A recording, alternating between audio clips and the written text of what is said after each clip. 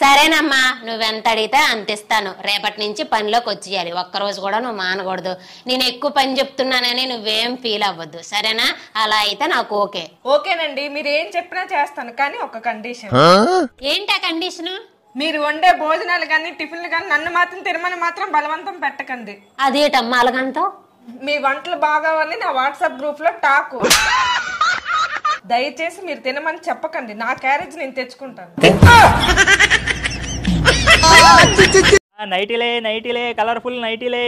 నైటీలు బాబు ఇలా రా. 3 నైటీలే మిగిలే, ఏది కావాలి? నాకు ఇది కావాలి. ఏదో ఒక కలర్ తీసుకోవచ్చు కదా, ఆఫ్టర్ ఒక నైటీ కోసం కొట్టుకుంటారు. భారతదేశంలో చీరలు డ్రెస్సులు లేని ఇల్లు ఉంది కానీ నైటీ లేని ఇల్లు లేదు. ఆఫ్టర్ ఆల్ కాదండి, కొన్ని లక్షల మంది నైటీ వ్యాపారం మీద బతుకుతున్నారు. ఆఫ్టర్ ఆల్ కాదండి. ఎవరైనా గెస్ట్లు ఇంటికి వచ్చినప్పుడు పట్టు చీర పెట్టినా సరే సంతోషపడరండి.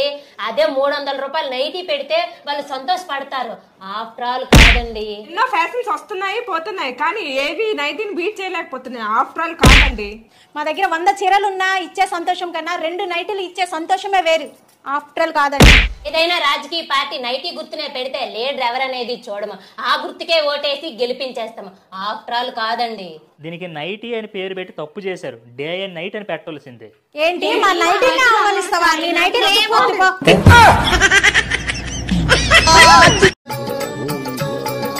ఏంటే తెగ ఆలోచిస్తున్నా?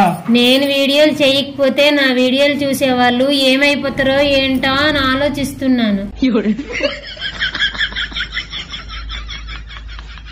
ఏనే బాగున్నావా? నేను బాగున్నానే, నువ్వు? బాగున్నా. కోరేటుండవు వంకాయ మరి ఇదో. అసలు ఏం జరుగుతుంది ఇక్కడ? ఈ డ్రెస్ ఎక్కడ కొన్నావే? బాగుంది.